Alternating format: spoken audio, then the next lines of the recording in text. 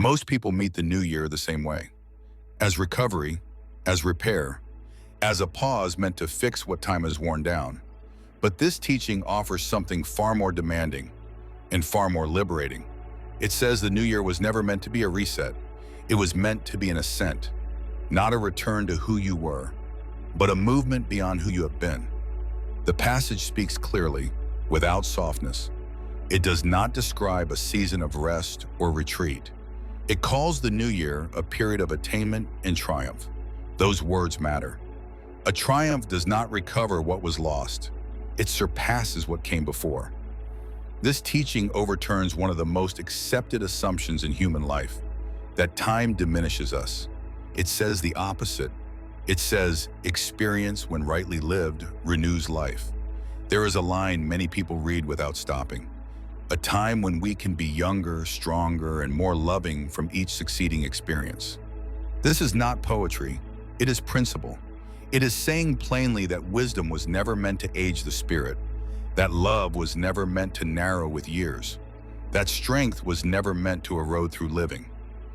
If experience makes us guarded, bitter, or tired in heart, the problem is not time. It is interpretation. Decline in this view is not natural. It is learned.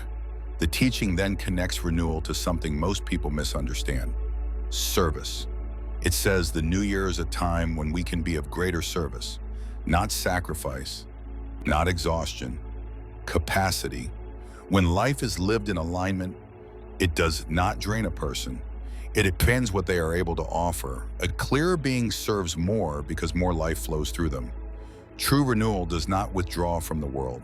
It meets the world with greater presence. Then comes the most important moment in the passage. After describing this ascending vision of life, a question appears. Your thought is why? And the answer is brief, uncompromising, easy to miss. Draw your own conclusion, choose your own life. This is the center of the teaching, not improvement, not discipline, not correction, choice. The teaching makes something unmistakably clear.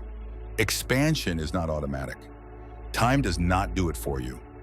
Effort does not guarantee it. Even knowledge does not ensure it. Life expands only when a person assumes authorship of their life. To choose your own life does not mean ambition or preference. It means sovereignty. It means withdrawing consent from living by habit, from repeating inherited patterns, from letting momentum decide who you become. Most lives do not stagnate because of lack of effort.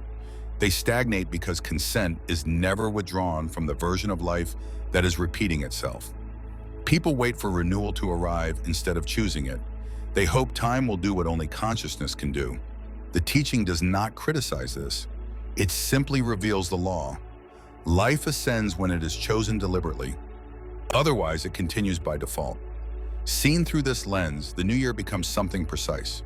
Not a wish, not a ritual, not a collective moment. It becomes a threshold that asks one question only. Will you continue living the life produced by habit, or will you choose the life that reflects who you are becoming?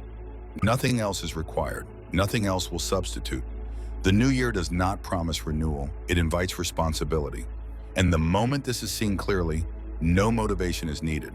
Because when a person truly understands that life is meant to grow younger through experience, stronger through clarity, and more loving through awareness, the desire to choose consciously becomes inevitable. That recognition is the door. And the new year in its truest sense begins not when the calendar turns, but when a human being quietly decides to live as an ascending life, not a declining one.